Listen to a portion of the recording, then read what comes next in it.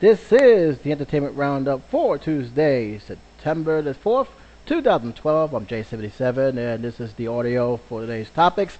Got a lot of cover today, several articles to be exact.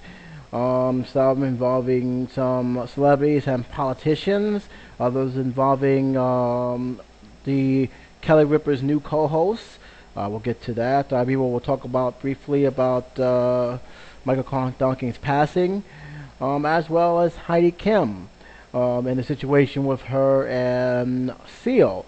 But I wanted to touch on two comic book issues first. One is a very short article that has been brought out in the forefront, and another one is pretty much an article that will lead to the more important articles, more controversial articles that I will touch upon, and also give my own feelings about celebrities and politics, and how much they could be a good as well as a not so good thing, depending on how much they voice their opinion, to the point where it becomes just downright offensive.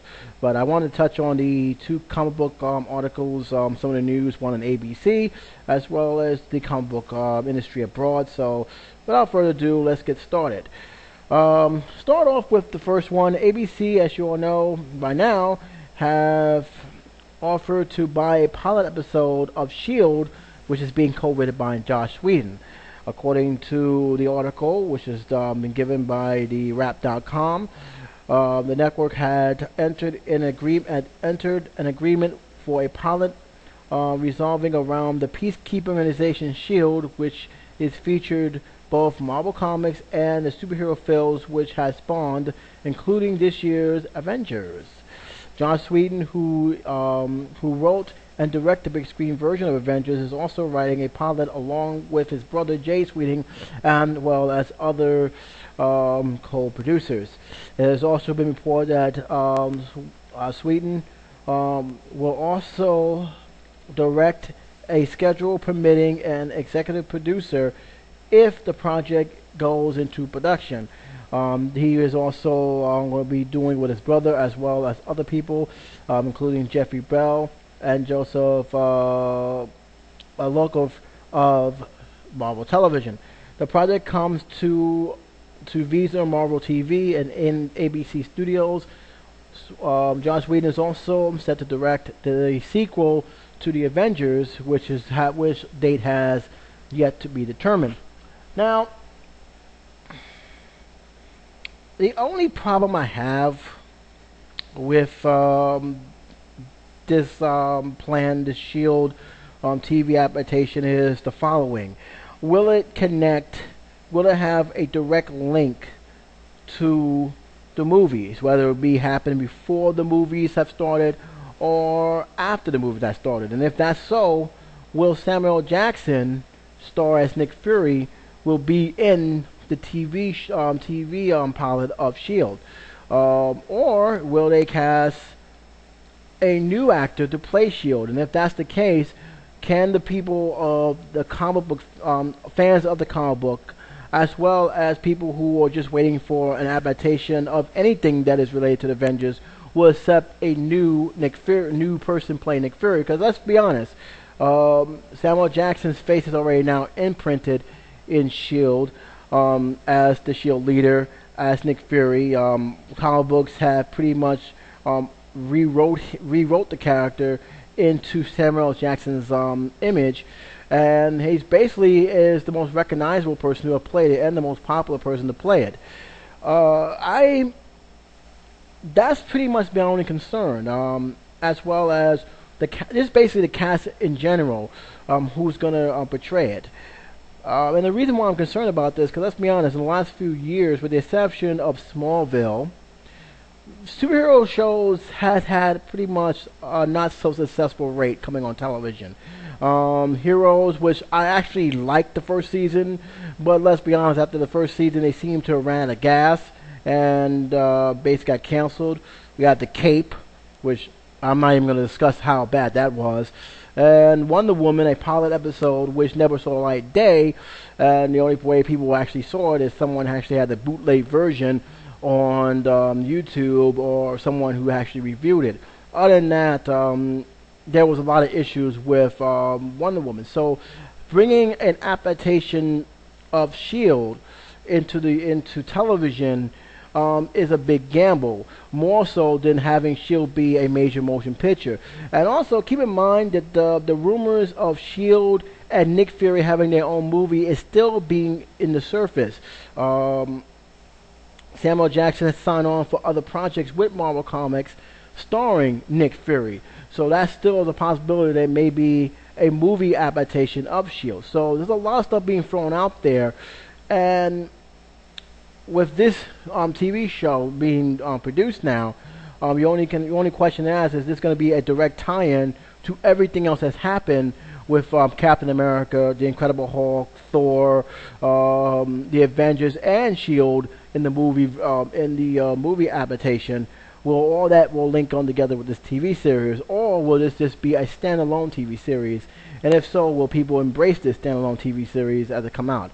There's a whole lot of questions about that, and I'm sure that as production goes into full swing, we probably get more about what the series is going to be about. But other than that, that's really all I can actually. That's the only problem I really have with the Shield series. Is that the character development? Will it be a connection between this and the movies that came out, including future movies that are that's being made right now? Captain America 2, Thor 2, etc. Iron Man 3. Are all those going to be linked together with this TV series? And if so, who will be recast and who will be pretty much will return to play their signature characters in the long run? I don't see too much concern in terms of the writing, because Joss Whedon, who has produced and directed the Avengers, pretty much got the blessing of Marvel to write and produce the Shield. And keep in mind, guys, ABC is owned by Disney, which also owns Marvel. So you pretty much get that he's going to get a lot of leeway to do a lot of other stuff. Not too much, but enough to actually get this thing done. And most likely with with Disney owning these companies, you're guaranteed to see it in some shape or form in the medium down the road, or whether it's going to be in the television tube or the big screen, or even both. So there's also a possibility it may have two different versions being thrown out there. So pretty much that's what's happening. I'm actually am looking forward to seeing S.H.I.E.L.D. if it does come out on television. But until then, I'm gonna hold back putting judgment on it too much until I see a trailer or actual air date for the pilot to actually give my own actual feeling towards this series. I'm just hoping they do some justice to it and don't make a mistake, and I hope they do it right. And hopefully Joss Whedon, who has proven that he can write comic book stories, will get the job done. So that's one comic books conversation down. Let's talk about the other one that's coming out. That recently was reported by Comic Book Cast. They had voiced their own opinions about it. Very good job, by the way, voicing their opinions on this particular topic. Is involving the DC relaunch, the New 52, which gotten very mixed reviews from a lot of people. Some people like it and hate it for a lot of reasons. But overall, the relaunch is still in effect, and we have now got a relaunch of Green Lantern, which New 52, they started at 0. I am looking currently at the front cover of this. Very impressive. Not happy with the mask a little bit. I don't know, something about the mask that bothers me a little bit. Maybe it's just me, but I don't remember Green Lantern owning a gun either. But it's the front cover. I'm not. I can't judge a book by its cover too much. But like I said before, this is the New 52. But that's not the reason why. That's not the reason why I'm bringing this issue, because it's not really as much of them relaunching Green Lantern as who they're playing Green Lantern. This is actually have got a lot of heat discussions. I've seen the comments from both YouTube as well as other online sites, especially those who deal with comic books, about the changing of the guard. But this is actually the first Muslim to join the Green Lanterns Corps, and a lot of people have voiced their concerns. Some I tend to ignore because, let's be honest, it's just downright racist, and I don't have time for inexcusable comments like that. But there are others that also voices their feeling towards it and why they're feeling, and I can somewhat understand what they're saying to a degree. But I want to make this very clear about the Green Lantern Corps. We had how many Green Lanterns in the course of what, 40 years? Like 5, 6, 7, and I'm not even including the other Green Lanterns that are out in space. And to see that they actually is doing a diverse universe now with DC, and that's what they're doing. They're making it more diverse, which I do not have a problem with. I think that's actually a good thing they're doing. Put more, minority people in more bigger lead roles. Get that audience in there. Because let's be honest, the comic book industry has been suffering. That's because of high costs to their comic books. It's not $1 anymore. It's not even 75 cents anymore. Some of these comic books range for $3.99 to $4, even $5 even. So they have to really start targeting more broader audiences. And this relaunch, for what I understand, is supposed to help do that. Now, according to the article, DC have decided to blow up its feebled universe and create a brave and diverse future. Jeff Johns drew from his past and for a new character his own background as an Arab American. The company chief executive officer, written writer of the relaunch, Green Lantern series, dreamed up Simon Britz. I hope I'm saying the last name right. B-A-Z. DC most prominent Arab American superhero, and the first to wear the Green Lantern's ring. This character also goes on in the article saying that some of the stuff that you're going to be writing, going to be hearing about this character is based on actual real life experiences. So this is more of a personal book from the person who created this character. And when I read the article, and I will leave the link to the article below because this is a very long article, very long. So I'll leave the link below.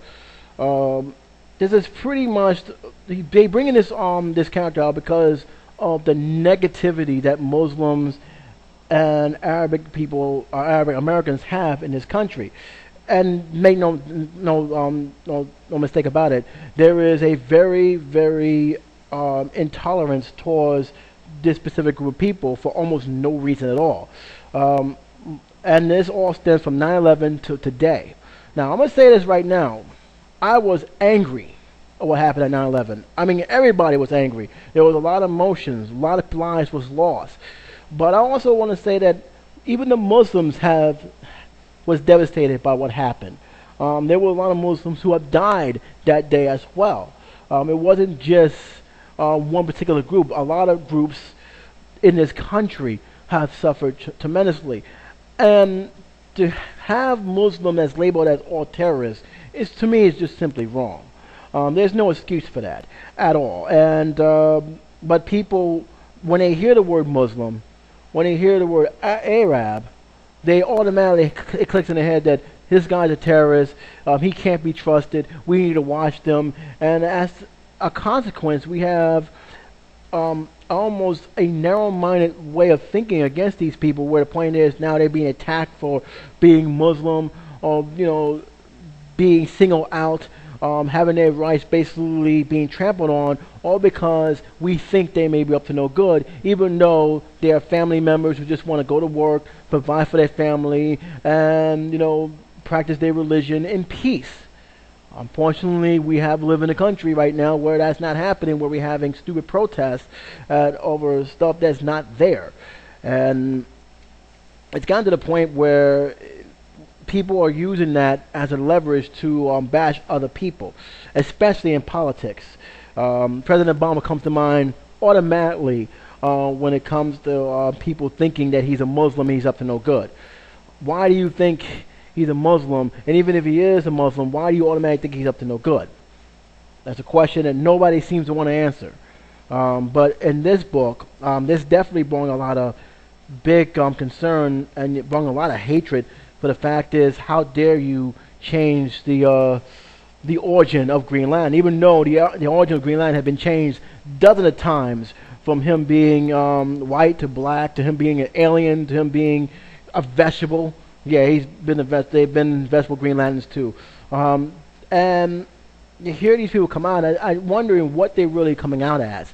Or is they really angry because they changed the character of Greenland, or are they coming out because he's an Arab American who, in their own opinion, they just simply can't accept because they see the word Muslim automatically, oh, that's the wrong thing to do. How dare you put that there? And it's something that people need to really think about, because if a one word gets you that upset, it's really not that word. It's something in you. It's something that you feel inside that is causing you to feel that way. It has nothing to do with that. And seriously, you need to look at yourself if that's the case. But apparently, a lot of people don't see it that way. That's why I wanted to bring up this this article, because again, I hope they do well with this comic book. I really do. I have my mixed feeling with DC in terms of relaunching every single character, basically wiping out all their origins to suit to suit today's audiences. Again, this is not the first time they happen. They have relaunched a lot of characters a couple of times. Superman being one, Batman has been redesigned as well. So I'm not saying that they have not done it. It's not the first time. Marvel even done it one time with their characters. They went back to number 0 and they worked their way up. The problem I have with that is that it does seem they do it in a way that seems to undermine what the characters really is based upon. I read some of their books, didn't like the way they was, but like I said, it's probably just me not getting used to seeing these characters reinvented the way they are doing it. But in terms of this, I hope it does succeed, because at least if anything else, it gives a hero to a specific group of people that can actually look up to, and two, it actually put this group in a better light to say not all Muslims are bad. Period. So I'm hoping that will do well. Now, why am I bringing this up, you may ask? Why am I bringing up this issue as a comic? Well, it's going to lead right straight to why I believe that when people hear the word Muslim, they automatically assume someone is evil, someone is bad, someone is up to no good. And that is a person, which I will talk about right now, is a person I used to have a lot of respect for. Used to have a lot of respect for this guy.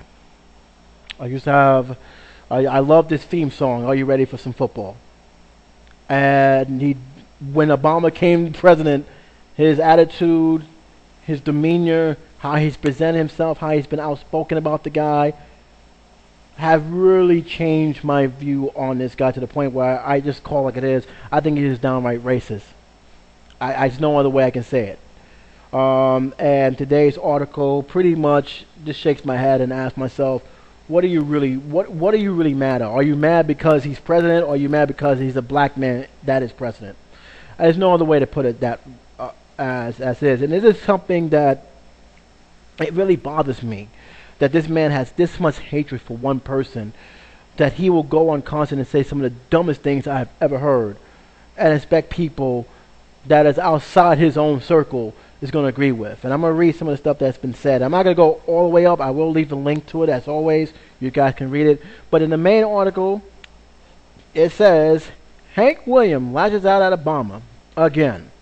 We got a Muslim for a president. I'm going to stop right there, right there. Again with the Muslim word. Automatically, you hear the word Muslim, everybody thinks he's a terrorist.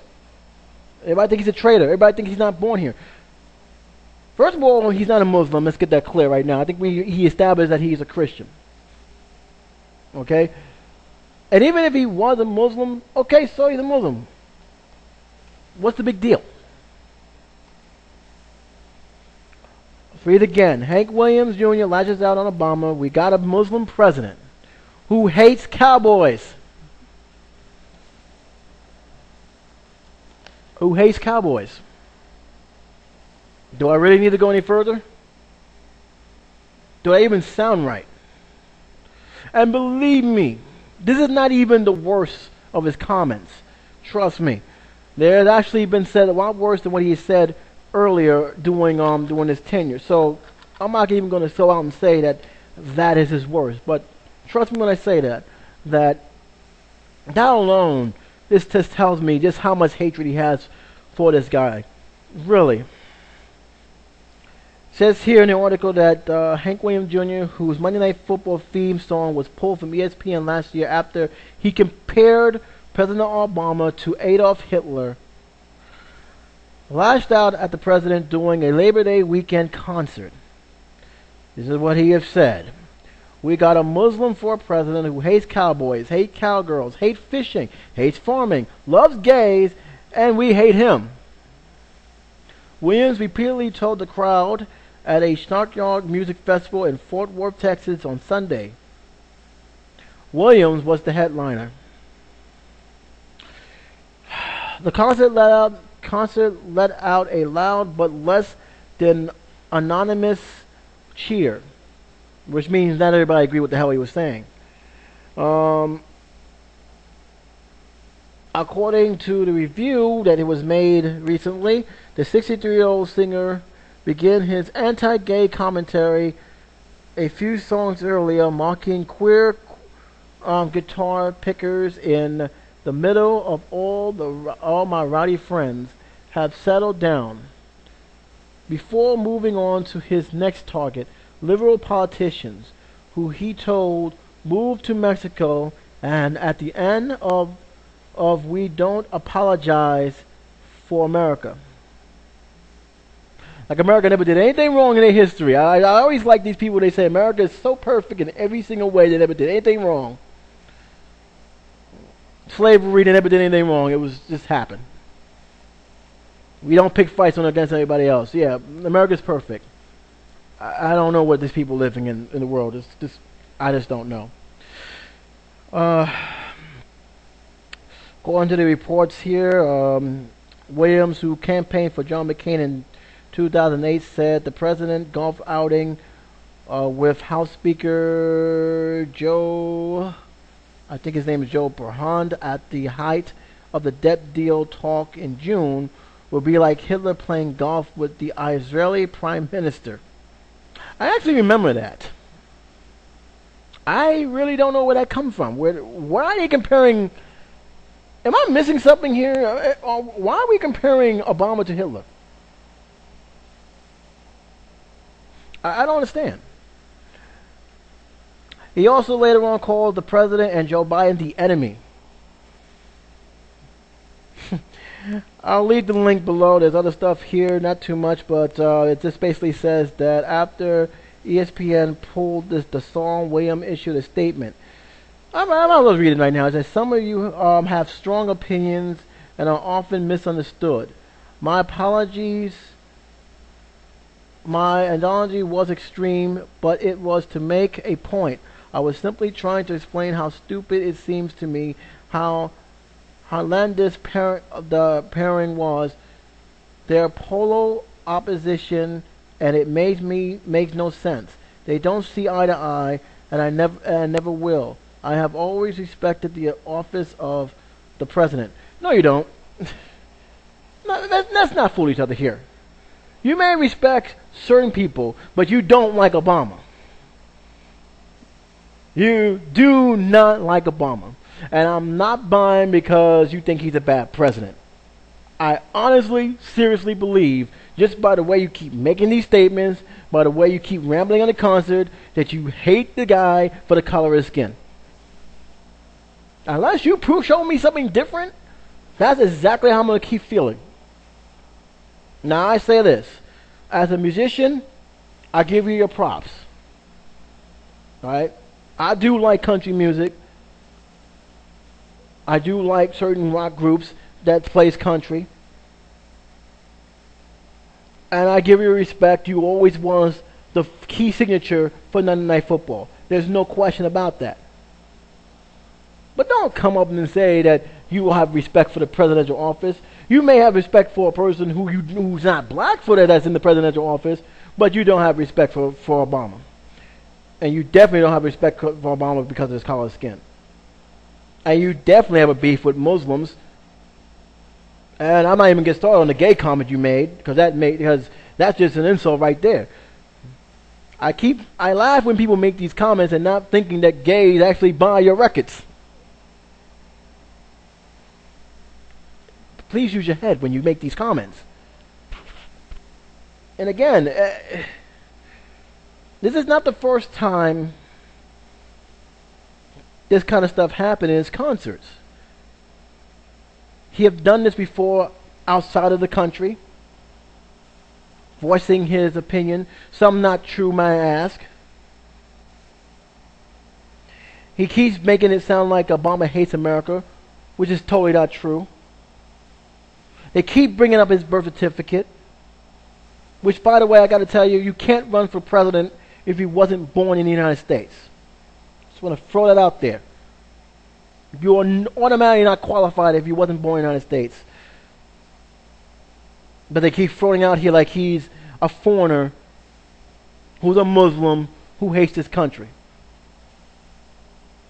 And then wonder why people are turned off. Minority people, black, white, Hispanic, Muslims, Arab, are turned off by these people. It's not enough they don't like him because of what he didn't do for this country. Is they don't like him because, number one, they think he's a Muslim, and he's not like one of us, and he doesn't think like one of them. And that's the problem I have. And when you have celebrities involved in this, it's even worse. And believe me, when I bring up the issue about celebrities being put in the forefront like this, when it comes to politicians, they don't always work out as well. I'm sorry to say this, but Hank Williams is not making the Republican Party look good. He's not. It's one thing if you want to support a particular party, that's fine. I have no beef with somebody supporting the Republicans. If you want to support them for a reason, that's fine. Let's be happy what you vote for. That's all I got to say. It's another thing to come out blatantly and make racial and anti-gay remarks and expect everybody's okay with it. Now, everybody's not going to be okay with it. And for the record, the reason why they pulled your theme song from ESPN is because people didn't thought it was cool from it. They got athletes that is multiverse, black, white, Spanish, Asian, Muslim. You think, how would that look towards ESPN supporting someone who made those statements? It wouldn't work very well. And I blame most of this as well, I'm going to make it very clear, on politicians in general, because they use a lot of these entertainers as vehicles to bring their agenda across, which brings me to my next article, and it's pretty much like two articles in one, and I'll talk about that in a minute. But they lead these guys, they have these guys talking in the convention speech to wow the crowd, and sometimes when what they have to say is not always a good thing. It really isn't. And sadly, this year's Republican National Convention learned the hard way with Clint Eastwood. Now, I'm going to say this right now.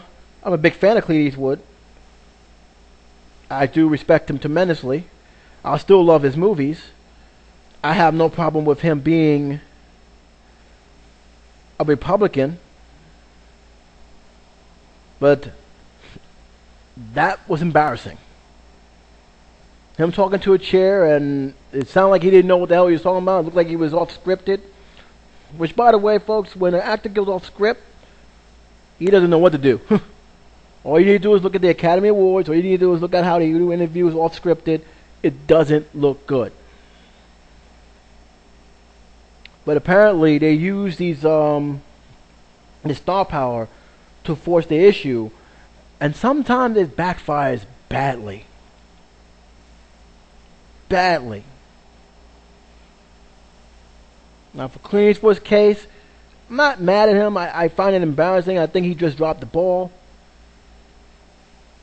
And I'm more surprised that he's getting criticized by moviegoers and movie critics on just him trying to introduce Mitt Romney. I think they're going a little overboard with that. I think he's being used as a scapegoat. And look, let's be honest. Barack Obama came out and said, look, I'm still a fan of his. There's no big deal. And I'm like that. I'm still a fan of his. There's no big deal. It's just that they got him, and it's very clear where they got him there, to wild up the crowd. There are people who wanted to be like him. The crowd was pumped up. And then when he started speaking and rambling, it just fell flat. That's no other way to put it. But believe it or not, that's not even the only issue that I have with celebrities. And this is where I'm going to bring up this next issue here involving Betty White. Now, according to this article, the 90-year-old, a lot of people wanted her to talk in the Democratic National Convention. I mentioned Clint Eastwood, as I mentioned earlier. The Republican mystery guest at the RNC gave a bad name to older Americans everywhere with his obscure and awkward to watch introduction of Governor Romney. However, that does not seem to shy away from the Democratic Party, who wants Betty White to speak in the convention. Now, Betty White has already gave her support for the president, say he's done a good job, he will vote for again, and to be very fair, she's the kind of woman that really don't care who anybody else thinks. That's how vocal she is. And the article does go on that there was a petition to get her to talk, and has since had 22,000 likes since the petition came up in August 31st of this year. Now that's the damn impressive. That's impressive in his own right. That's how much popularity this woman has. 90 years old to this day, she still has that much popularity, and that's a good thing for me. To me, she deserves it. I mean, she has worked, paid her dues in Hollywood, still well respected in Hollywood, regardless of what her political views are. There are people out there who admire her and still love her and thinks highly of her, thinks adorably of her. That's not my problem, though.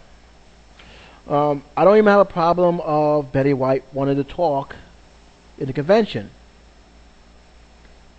My problem is this.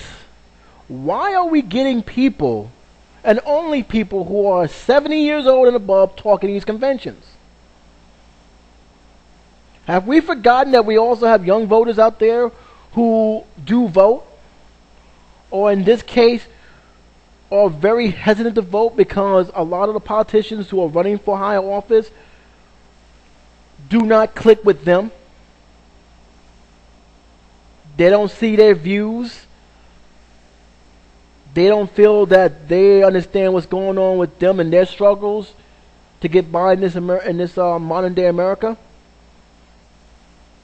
Don't you think it'd be wise, if you want to sway the young voters, to get someone who can actually talk to the young voters?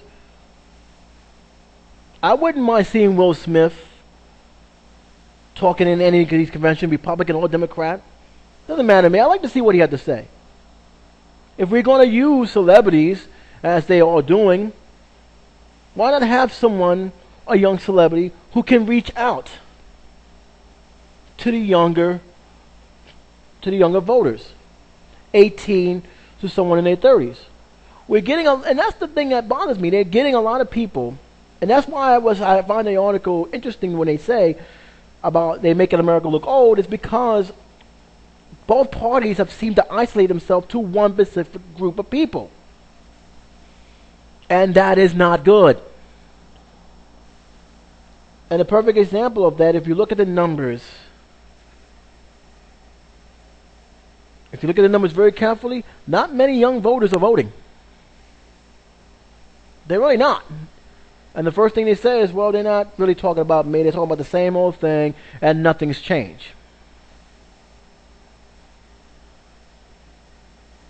Kind of hard to say they're wrong when you have someone who is 90 years old being your main speaker, and that's it, representing these parties. Now, again, I'm not against Betty White talking. If she wants to talk, that's fine. I will listen. But it would be also nice to have other celebrities there, or someone who the youth can connect with, who can, who speaks their language, and have them make a presentation. That's just one of many things I have a problem with. If you're going to use celebrities as an important vehicle, and they are important because people do listen to celebrities a lot more than listen to politicians anyway. If you're going to use that tool as a tool, go young. They're the next generation that's going to build the foundation for this country. That's just one of many things I'm sure I have a problem with both parties. And I hope in the near future that will change. Doesn't look like anytime soon, but I hope with both parties that will change. But in any case, Betty White, they want Betty White to talk. She has been a big fan, and that's the picture I see here. And if she talks great, that's fine. But if she don't, that's fine too. I just wish they go with someone a lot younger. And try and reach out for the voters that are not pretty much nearing retirement age. That's just my opinion, of course. You guys may think differently. You guys think I'm a little harsh. I'm just being real. A lot of these people out there, they're not really talking to the younger crowd, the people, the more modern day Americans. They are speaking to people who are still hanging on to a lot of old views that, in my opinion, sometimes could hold this country back in progress. In any case, in general, this is one of the things I always find interesting about celebrities. And we're seeing a lot of more vocal celebrities out there who are talking a lot about politicians. I know Matt Damon have talked about some of the stuff in politics, and I'm gonna give Matt Damon a lot of credit. When he talks about it, he criticized both parties. He's pretty much on both sides. Said, I will not vote for this because they're still doing the same thing and they haven't made any progress, but I'm not happy with what this guy's doing because he made all these promises and he's not fighting for it. He's not doing that. So I got a lot of respect for that. Brad Pitt and Angelina Jolie have been very vocal in their parties. Madonna, which I'll talk to about in a few minutes, also been very vocal. And this is like a question I'm going to ask everybody out there. Do you think that's a good thing? Do you think that they should be vocal, or you think they should leave these political issues to the politicians? One of the reasons why, Madonna. About a few weeks ago, Madonna has made headlines in Russia, along with other country that I forgot the name of the country, but she had a concert there, and basically she riled up the crowd to fight for what they believe in a way that sounded like an insurrection. This was due to a politician who was arrested and was sent to prison for corruption. I don't have a problem with her speaking her opinion. I have a problem with her not knowing the situation before speaking.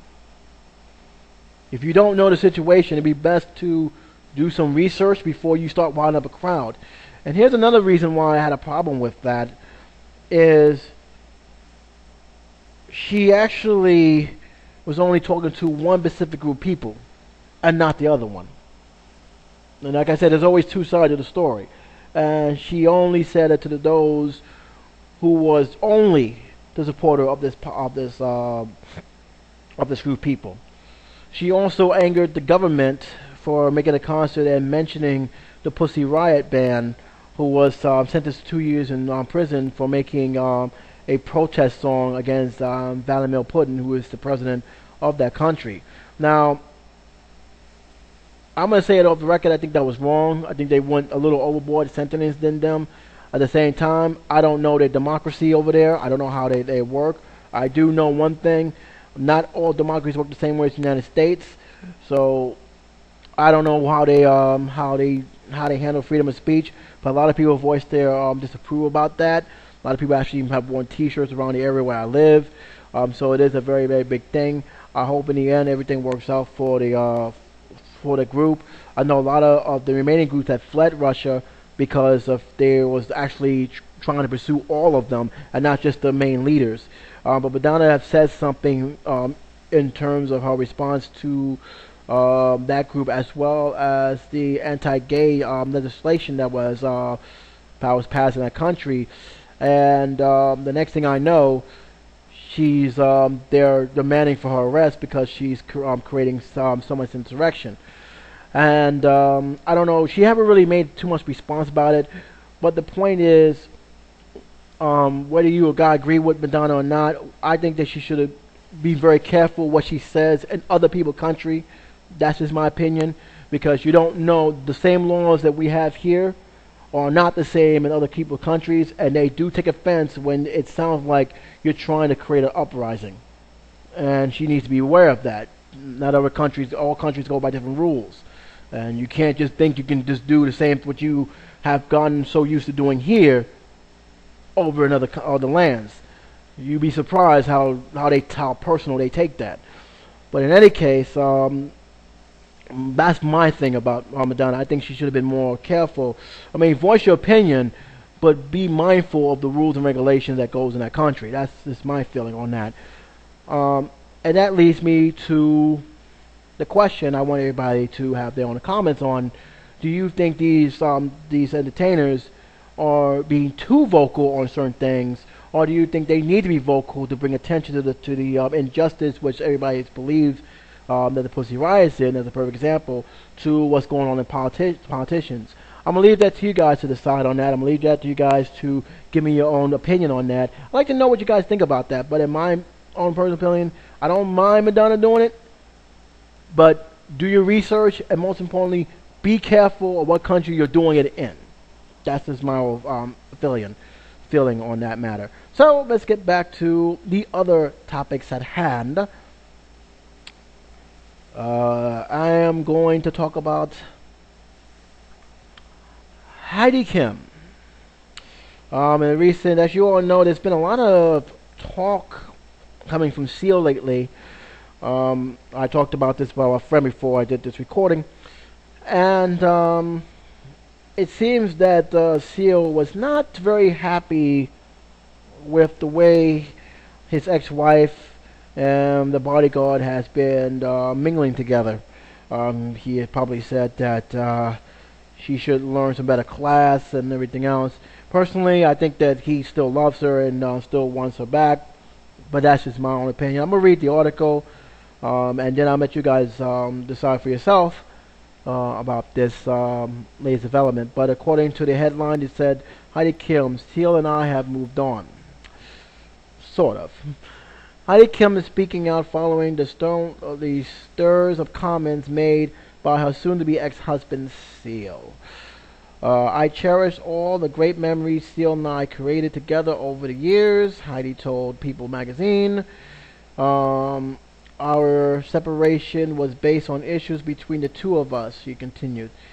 E.L D have moved on, and so have I. My priorities has and continue to be protecting and providing for our children. The protective runaway star comment on the following remarks E.L D made on Friday when he was asked by a reporter what he thought of his ex rumored new relationship with her bodyguard of 4 years, Martin Christian. To be quite honest, if there's going to be somebody else in my children's lives, I'd much rather it was a familiar face, E.L D told TMZ. When asked about Heidi's possible involvement with Martin, I guess the only thing I would have to refer that I guess I didn't expect any better from him. I would have preferred Heidi to show a little bit more class and at least wait until the separation first before deciding on foreseeing for, I hope I'm saying that right, forsaking with the help. What is it? Fornicate with the help. Thank you very much. As it were. Wow. I don't know what to say about that. Oh man, I didn't know it was that bad. I know he said some stuff, but wow. That's a jealous man right there. I don't even know. I don't. You know, I don't know what to say. I mean, it's. I know he was not very happy. I know that they. A lot of reports said that that he expected. They expected his wife of cheating. But obviously, there's a lot of bitterness between his bodyguard. It's obviously there. I mean, there's no other way to announce it. I'm gonna go on and read this a little bit more. The rep for Seal later further explained the singer's comment, telling people Seal would like to clarify that he was not implying his wife was cheating on him while they were together, but rather he was pointing out that they are separated and the divorce is not final, so they are legally still married, which is actually true. I can't really argue that because by law she can go to jail for what is it, perjury? I think, no, not perjury. What is it?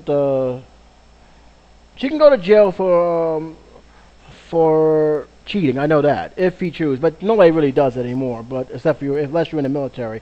But yeah, that's what I think he's a little upset about. But like I said, I don't know if that's the case. I just think he just wants her back. I think he still loves her in many, many ways. In the previous report, AccessHollywood.com, a rep for Heidi told Access on Saturday it's sad that Seal has to resort to false allegations. So obviously they haven't moved on yet, but so Heidi 39 and Seal 49. Wow. I know. Okay. Heidi 49 and Seal 40. Heidi 39 and Seal 49 announced their separation on January after 7 years of marriage. The former couple have 4 children together. Lena 8, Harry 6, Jonah 5, and Lou 2. Wow. And that's it. I will leave the link below. You guys can check it out yourself. My only conclusion to this is I think Seal still loves her. I think this separation took a toll on him more than what he's letting on. I think that in many ways, I think he wants her back. And I think seeing her with somebody else, in my own opinion, and this is only my own opinion, this is not facts, so don't go out there and say, oh, it's not true. I think that sparks a little bit of jealousy on his part. The reporter asked him, there's obviously some animosity between that bodyguard, but I don't think Heidi was cheating, at least not in the open. But I just think that Seal's actually, like I said, I think Seal still loves Heidi Kim in many, many ways. And I think that he hasn't gone over that yet. And even though Heidi says they have moved on, I ain't buying it. She may have moved on, but Seal, I don't think he did. I really don't. I mean, maybe there's other reports out there that tells me differently, but I seriously doubt it. You want to say something? Go ahead. He's an icon overseas. He moved on. You think he moved on? I don't know. I need more evidence on that. Maybe I'm looking into it too much, but I think he's just not over it. I really don't. I don't think he wants Madonna. I'm gonna save Michael Cohen Duncan for last. I'm not gonna give too much because it's a big article, so I'm gonna save it for last. I'm gonna go to baseball. Baseball. Why not? Okay, as soon as I find it. Where are you? Because this is a kind of funny article. I actually enjoyed this article more than I expected. There. Where are you? Where are you? Where are you? Blah, blah, blah, blah, blah, blah, blah, blah, blah, blah. Where is this article? There it is. Okay, there we go. All right. So, you know, about a year ago, I made a video on this. I was dead set against the Red Sox firing their old manager. I thought he was a good manager. Even when the team was struggling the way they are, they still managed to finish with a very good record. And when I heard they fired him, as a Yankee fan, I was stunned. I'm like, wow, you fired a good manager that the Boston Red Sox ever had. I don't understand that. And I'm like, I hope Bobby Valentine gets them, gets them on a fast start, because if he's, God forbid, if he don't, there's gonna be a lot of people voicing their concern about the team. Apparently, somebody has. This is an article that I have recently whipped up, and a lot of people from the comment sections have pretty much voiced their dissatisfaction with the skipper. I'll leave the link below. You guys can check it out yourself. But let's get started on what this says here. I'm gonna give you the first title, and that just says it all. As long as Bobby Valentine remains a Red Sox manager, glory days will be light years away. That is harsh. That is very, very harsh. I mean, even some of the other managers, most controversial managers, didn't get that. But apparently, he's getting it, and the reason why he's getting it is because, again, Boston Red Sox management let go probably one of the best managers I've seen in the Red Sox in quite some time. The guy won 2 championships with this team, really had a successful record, had to deal with a lot of stuff, and to me, they decided to move forward, which I didn't. To this day, it still bothers me. And as a Yankee fan, if we didn't have, Joe Girardi, I would be like, go after Terry Francona any day. Go after him. He's a proven winner. Go after him. That's how much respect I have for him. Is anything else? I'm a Yankee fan through and through, but I give respect where respect is due. That manager was a very good manager, well-respected manager, and the fact that, in my opinion, that Boston, the Red Sox organization, treated him the way it did, I was like, wow, you really just basically threw him in the curve like nothing. But that's how the business is sometimes with that. There was no better place to play baseball, this is the article I'm reading, than Boston 5 years ago. The Red Sox performed before a sellout crowd at a historic Fenway Park. Fans worshiped the team. Terry Francona was the players' manager. They sent an absurd amount of money on payroll. Theo Ested was considered the game's surviving general manager. Even ownership did everything they could to ignite. I hope I'm saying that right. To ignite itself to the players.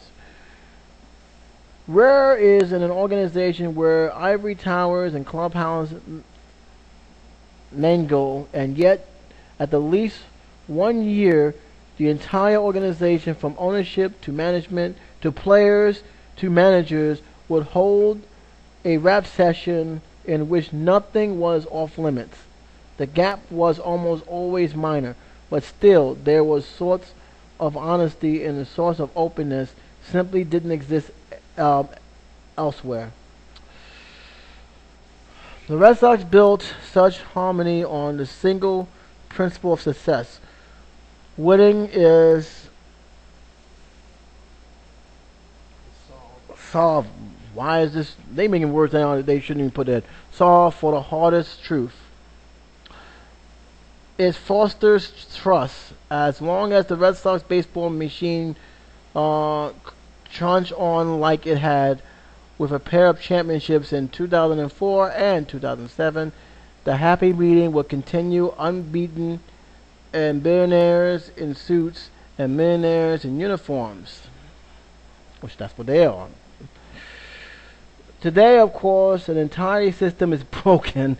The Red Sox players do not trust owners, which I can't say I blame them. John Harry, chairman, Tom Walter, and President Larry Lucchino. Thank you.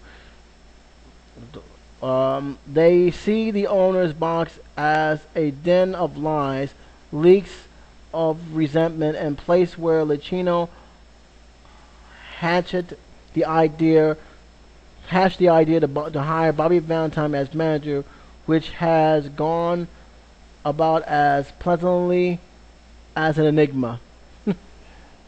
Oh man, why am I surprised? It's enigma.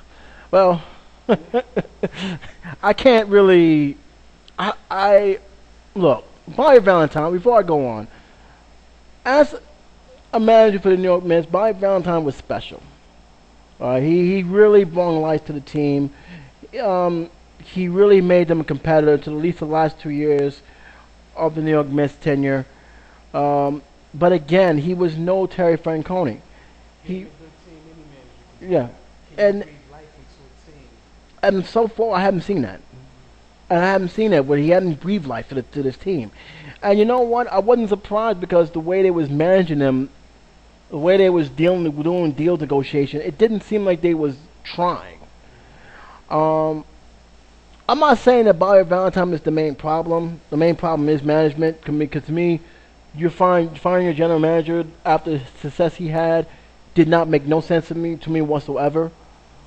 He's already proven if you give him the right tools, give him the right formula, you're going to win with him. There's no question about it.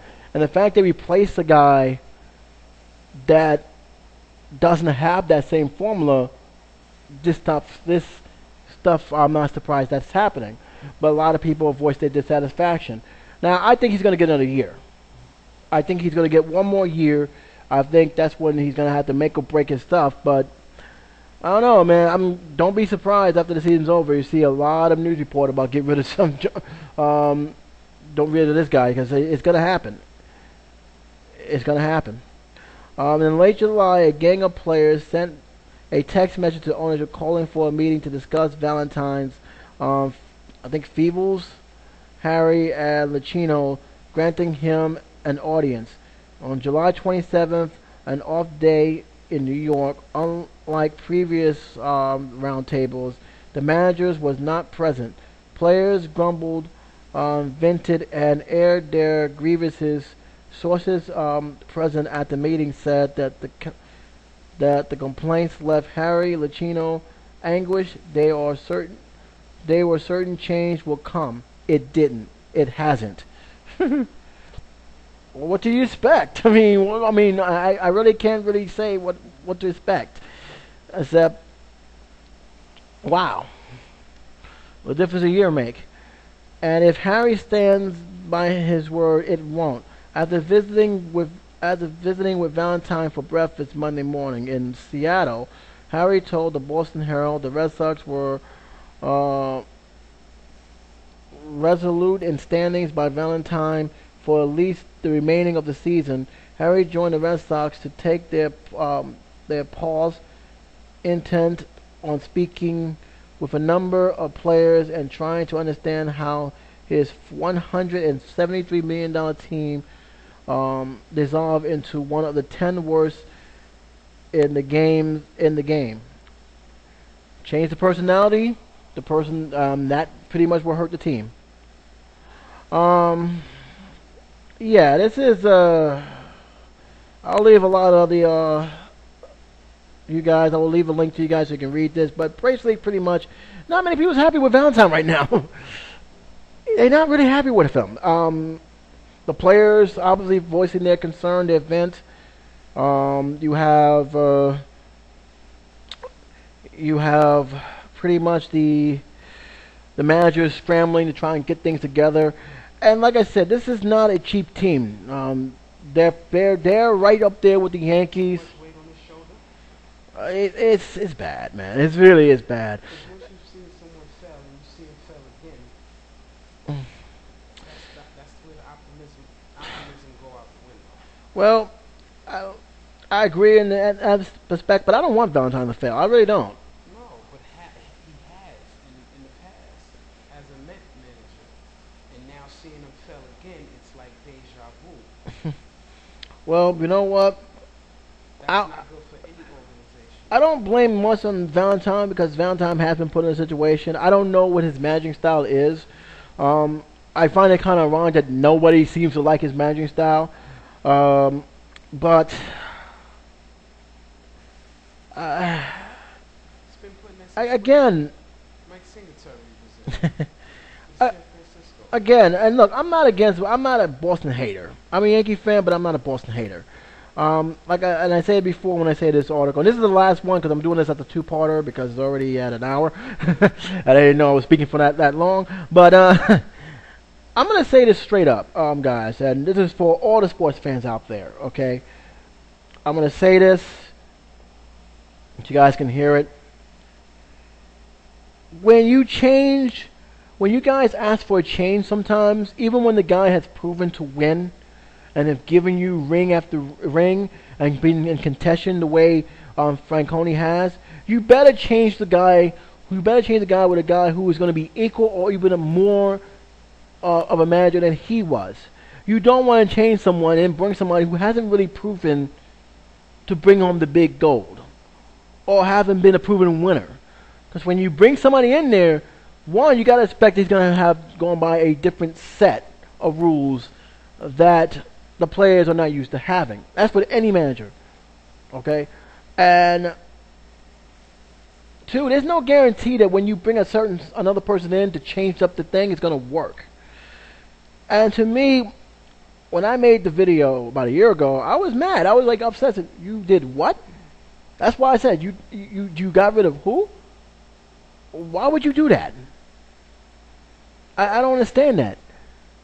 And the sad part was they got rid of him when he didn't have a losing season. He just didn't make the playoff. They was in a very tight race with Tampa Bay. It was in a very tight race with the Yankees. He just came up a couple games short. And as a result of that, they figured, well, we need to make a change. Nobody's responding. The man won almost 90 games that year, despite all the problems that was happening. And they still got rid of him. And I was like, wow, you really had no confidence in the guy. And so when I see this, and when I see how they've been struggling all year, I'm not really surprised. But I was more concerned about Valentine and how he was going to be looked on. Because right now, I can tell you, he's not being looked on very well in Boston right now. He's not. So, I think he's going to get another year. But I think that management, for all, the only way Bobby Valentine is going to survive that year, they're going to have players who can work with him, who can work with his style of management. Because that's the only way. Because I honestly, with the way the players are talking right now, I honestly don't think he's going to last too long. I'll give him that, but he probably won't make it through the next season. So I hope I'm wrong, because I really do want him to succeed. I really do. I want to see Boston succeed, because when it's Boston and Yankees competing, it's always magical. There's always something about those two rivalries. It was not existent this year. I mean, right now I'm more concerned about Tampa Bay and Baltimore. I am not concerned about Boston. And that's sad. And it is. Well, guys, originally I thought that was going to be a short video. Obviously, actually audio. And obviously I was wrong. So I will talk about the other articles that I will be bringing up. I have Michael Strahan to talk about. I have the death of Michael Clark Duncan. I will probably dedicate most of that to Michael Clark Duncan and talk about some of the movies that I've seen from him, the good movies as well as the bad movies, but just overall celebrating his life and achievement. I'll also use that to talk about the whole article that was brought into a very nice piece of him. I will also talk about some other sports-related situations. We'll also have my friend here if he wants to come back after another hour and a half. That I got to take care of some other stuff. If he want to bring his own prediction of football, we will get that, talk about it, and my worrisome feelings on the Jets. But for now, this is end of part 1 of the Entertainment Roundup, and until part 2, you guys take care and you be safe.